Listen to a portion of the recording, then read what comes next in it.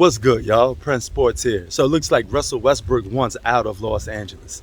Okay, him and the Los Angeles Lakers front office has agreed on neutral terms to try to have a separation towards the end of this season. Well, my message to Russell Westbrook, you're a day late and a dollar short. You should have did this before the trade deadline hit, because if you begged or if you went to the front office and just told those cronies, I want to get the fuck out of Los Angeles, that's what would have happened, dog. You would have got out of Los Angeles. And you wouldn't have to be LeBron's scapegoat.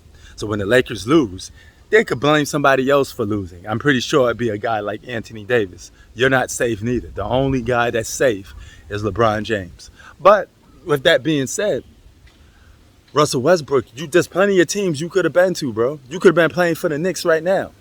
And the Lakers could have got like a Kemba Walker or something like that.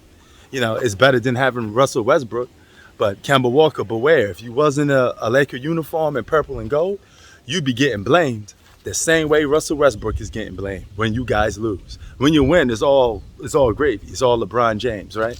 LeBron James can't do no bad when you guys are winning because, hey, it's his team. And he gets all the credit when the Lakers win. But for some weird reason, he don't get no blame when they lose.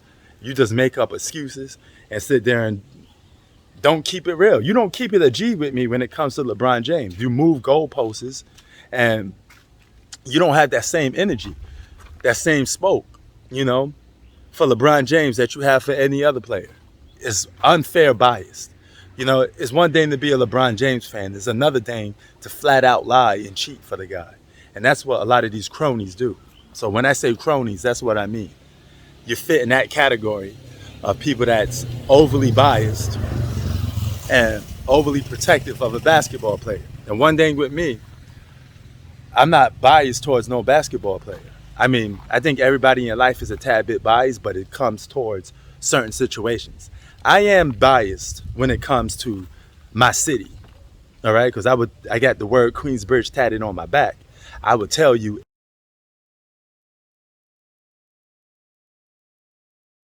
in a second, okay, that Queensbridge is the greatest city of ever.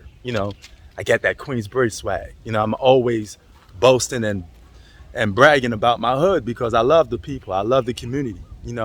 I love Queens, period. It's just something special. It must be in the water. I am biased towards that, but at least I'm man enough to admit that. But when it comes to sports, I got no reason to be biased because I don't have no personal attachment to these people. Some people that are biased towards the LeBron Jameses, the Michael Jordans, they have a personal attachment. I don't.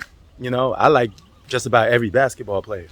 I have no problem with LeBron James. I have a problem mainly with his fans and the media that keep lying for him. It's one thing to say he's a good player. It's another thing to stat boost and say all this other stuff about him that's just not true. Maybe if he got treated equally, I would come off talking less about him because they continue to keep talking about him, and that's the problem,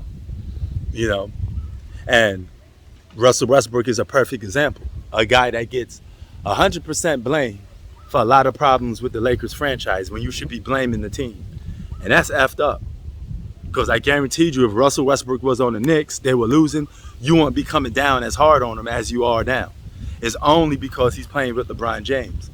And the fact that LeBron James is not winning, they need to have an excuse to why he's not winning.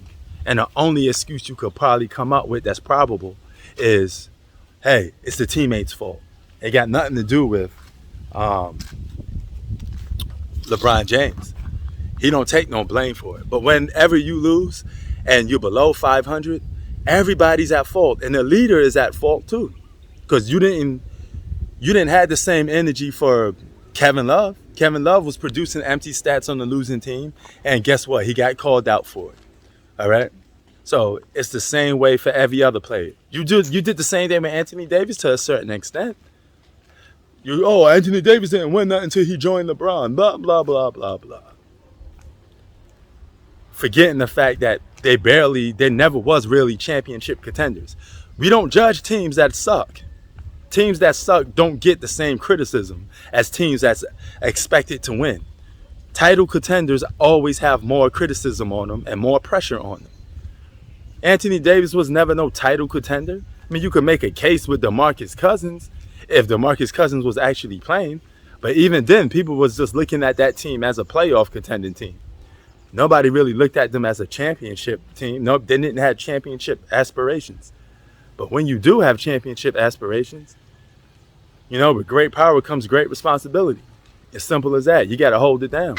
And Russell Westbrook unfairly got criticized for a lot of stuff that really should have been on the shoulders of LeBron James. Okay? Because LeBron James was stat padding for the most of the season, while Russell Westbrook was just playing like dog shit. But at least Russell Westbrook was actually playing with his heart and try to actually win games. He cared more about winning than LeBron James did, but you don't bat an eye at that. Isn't that weird? Prince Sports out. Peace.